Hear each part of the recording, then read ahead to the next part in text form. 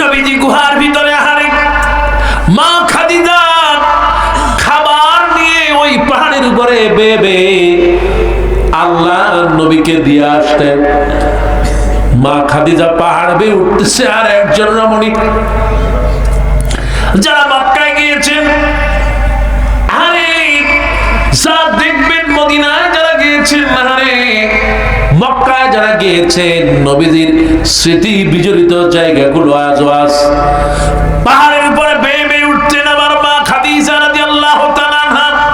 পাগুলো ফুলে যেত, পায়ের ভিতর থেকে রক্ত ফোঁটা বেয়ে বেয়ে পড়ত। পাহাড়ের উপরে বেয়ে উঠতে গেলে কষ্ট হয়।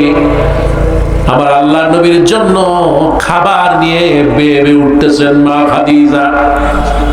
এবার আল্লাহ নবী বিশ্ব নবীর কাছে জিবরাইল হাজির।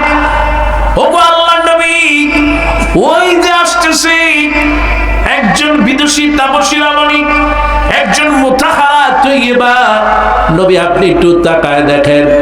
আল্লাহ নবী গুহা থেকে মাথাটা বের করে দেখলেন, ওই একজন মহিলা আসতেছে। জিবরাইল বলেন, ইয়া রাসূলুল্লাহ উনজুর উনজুর ইয়া রাসূলুল্লাহ। হাদিসে ঠিক এভাবেই আছে, উনজুর, আপনি তাকায় দেখেন। সুবহানাল্লাহ। জিবরাইল যখন হাত দিয়ে দেখতেছে, ইয়া রাসূলুল্লাহ দেখেন ওই যে আসতেছে খাদিজা। সুবহানাল্লাহ।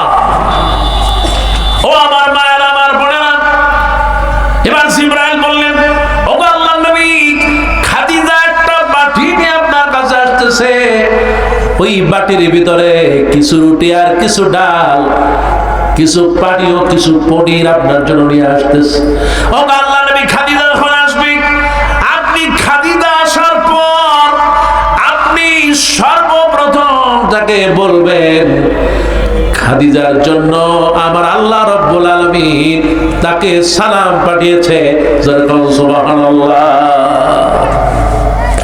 জিবরাইল বলেন, ইয়া রাসূলুল্লাহ, এই পৃথিবীতে কত নারী দেখেছি,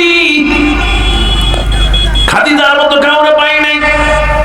ওগো আল্লাহর নবী, খাদিজা যখন আসবে আপনি বলবেন, আমি জিবরাইল খাদিজাকে সালাম জানিয়েছি।